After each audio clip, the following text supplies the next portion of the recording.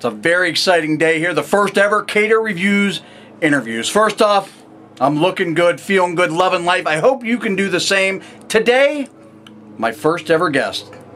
He is the owner, the promoter, the do-everything guy at RWA Renegade Wrestling Alliance here at West Newton. I call him Derek. Everyone else, you will call him Dr. Feelbad. Dr. Feelbad, thank you for being here today. Thank you, Kato. Very much. I appreciate it. Very exciting day. I appreciate you doing this. This is exciting for me. And I appreciate being the first. So thank you. I want to start right at the beginning. How did a love for wrestling start for you? Very simple, actually. As you can see, I'm still not very big. 5'7". I may even be shrinking at this point, being in my late 40s. Very simple. I can honestly tell you, at a young age, about age 12, even back further than that, my grandmother was one of those crazy grandmothers of throwing things to the TV, screaming. And sadly, a good example, Bruno Sammartino, rest his soul, who just passed away.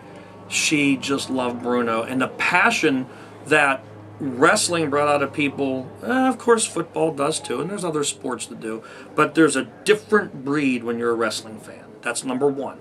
And then as I grew older, believe it or not, I was the little kid, the skinny kid.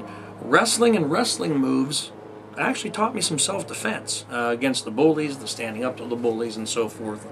And so when you combine the family background, my grandmother's passion for it, and evolving into actually being able to build some confidence with it, and then becoming a fan myself. My dad started buying me the magazines. I'd do extra chores just so I could get an allowance. I go buy my own magazines if I wanted extra ones. Pro Wrestling Illustrated, The Wrestler, Ringside. I have hundreds of them still sitting at my mother's house because I have no room in my own house for them. So through the teen years, it developed into a passion. And you know, I'm not an old man yet, but I'm kind of on the path of being that grandpa that, just screaming at the TV, and just the passion and the crowd and the energy and the electricity of pro wrestling is unparalleled. Did you have a favorite growing up? Ric Flair. The nature boy, Nature boy, Ric Flair. And then absolutely close second and third, Bruno and Piper, Bret Hart. Sure. So those are probably my top four as a teenager. But Bruno had already passed his prime and was near retirement. But regardless, any time I could get old footage, even Lou Thez, even the 30s, 40s, and 50s, my passion for wrestling goes back to the whole art of it. Go back to, silent film, and there's, the little shorts of wrestling you'll see from the 30s and 40s. I love it all, from beginning to end. So let's fast forward. You're an NWA fan. Primarily. You're a WWF fan. Not as much, honestly. Okay. From there, you found independent wrestling. Yes. How did that come about? Well, even though we might be friendly rivals, IWC. Truth be told, I'll give credit where it's due.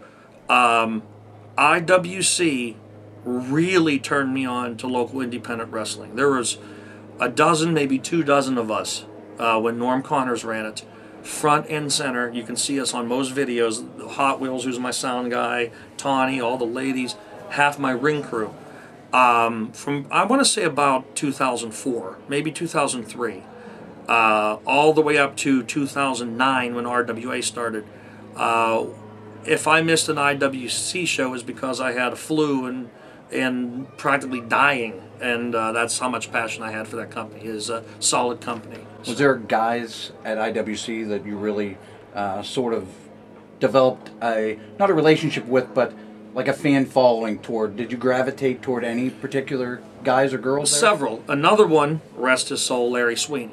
Larry Sweeney, even though I was not a promoter yet, gave me his personal phone number, and I was just a fan. That's a trust. Most wrestlers don't give personal phone numbers out. CJ Sensation. I can go on and on. Troy Lords. Even I had the pleasure of meeting CM Punk before his big explosion in WWE.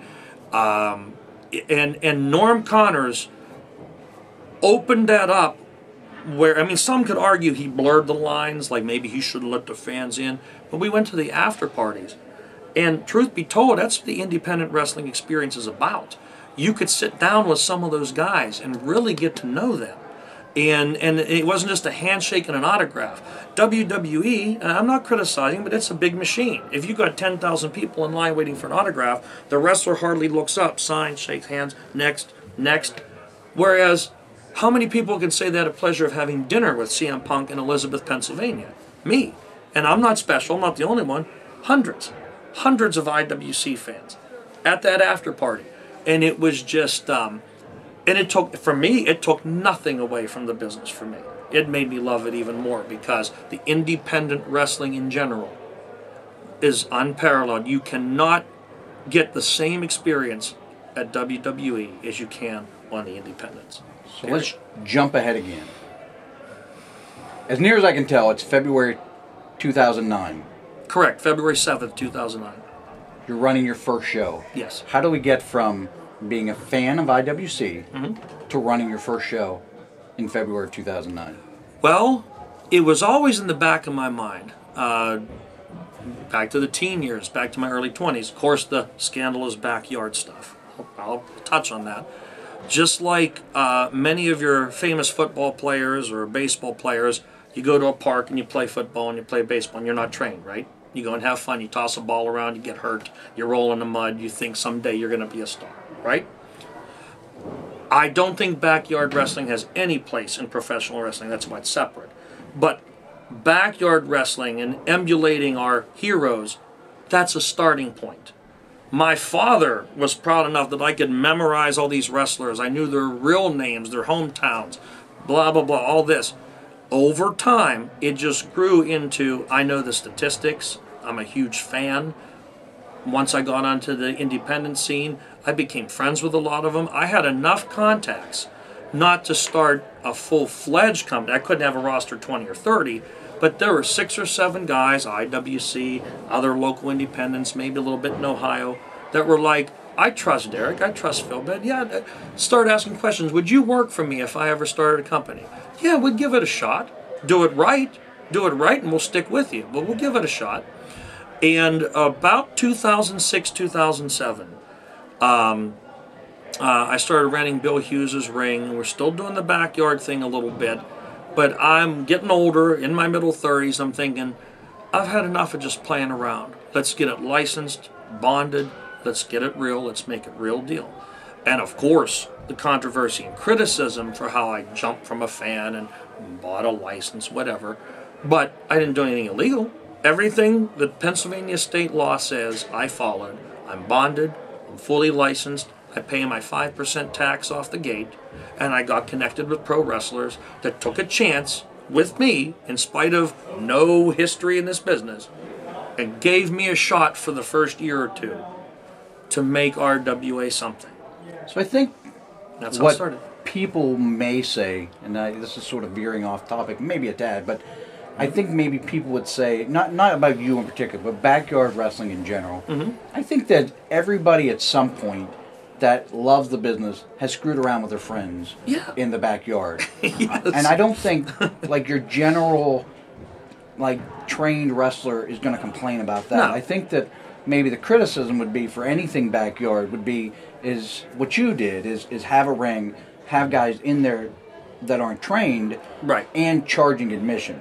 Exactly. And that's where probably a lot of criticism is going to come in. And I don't think that, you know, obviously you understand that, but I don't think a lot of untrained people understand that and get that criticism. And there's a clear difference. And you know what? I'll give myself some criticism here. It took 2 good years to about 2011 to weed out, because if you think about it, Pennsylvania state law, most of the state laws do not require, show us a diploma that you graduated from a wrestling school.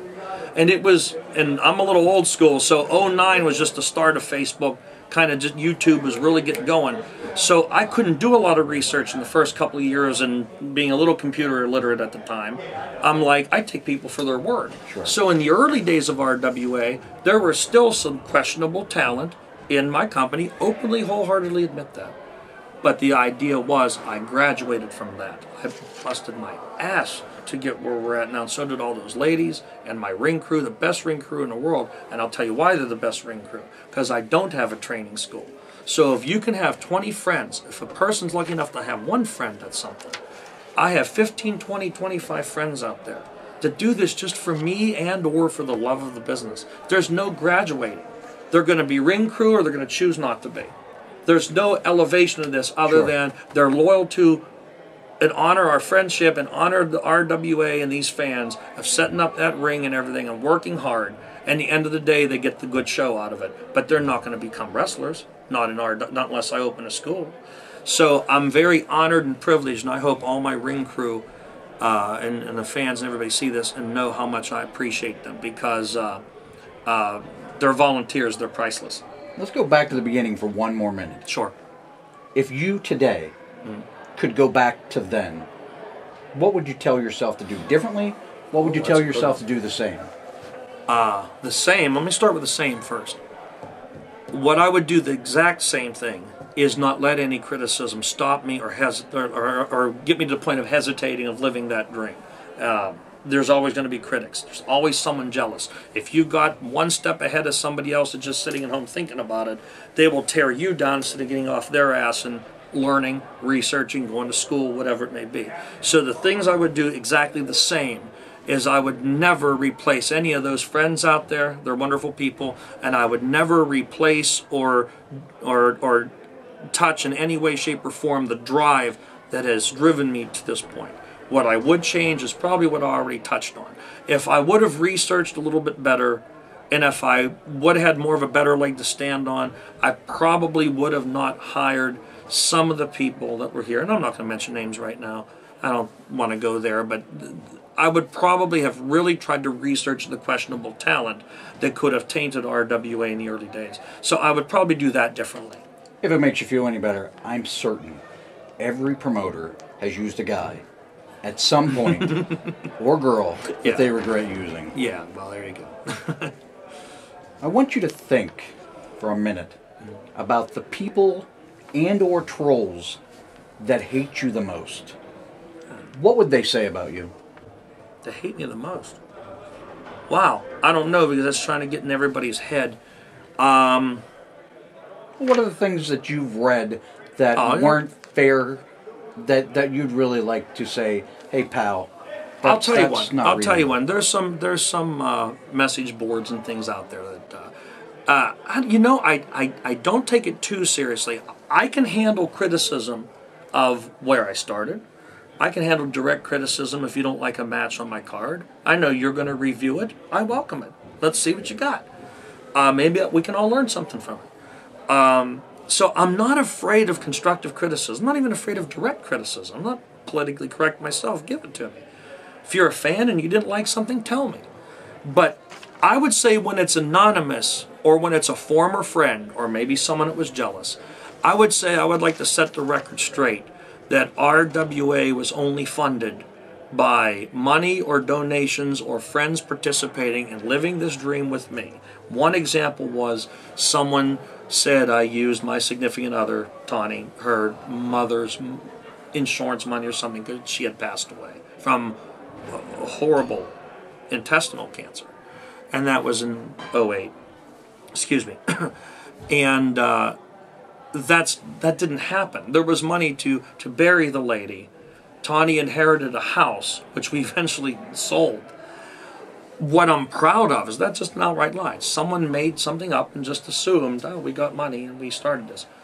Actually, it was money I had saved or collected along the way between just horsing around with our friends or people that donated and said, hey, Derek, here's $100. Let's get this going. Get that bond. Let's get it started. And to set the record straight, that's where RWA originated from. I have not even used a penny of my own money at my regular shoot job to fund RWA. It has funded itself on ticket sales and the passion of the fans and the talent of the wrestlers and the performers. There's two things that I've heard. So maybe you can set the record straight on this. Sure. I'm sure you've heard them as well. I've heard you called a cult leader. How does it make you feel when you hear that? And what type of response would you have to people saying that? I have a very good response for that. First of all, well, that's so disturbing. Here's my answer for that. I think I have leadership qualities. I own this company. Okay, I'm not bragging about that, but I have leadership qualities. I'm very outgoing, I'm very outspoken, but I also have a sensitive side. I'm very passionate and compassionate about who, what I believe in. I'm very close with my friends. I live with 3 women, yes, sometimes 5. And they're out there right now. It's not that's a shoot, it's not a work. And I think people just have a perception about me, like getting to know me. I think that's the worst thing. I don't care what they say. Half the time it's anonymous. So you're a ghost. You might be propping your feet up in my living room and eating our food that Tawny made or something, and enjoying time at my house or a party or whatever, and you might be the one on those message boards anonymously. Well, that makes you dirty. Have you heard that before, though? Is that something you've heard? There's people that have tried to take things from a get-together and have twisted it and put it on message boards. I hate even talking about it because it'll probably stir it all back up again. But what do I care?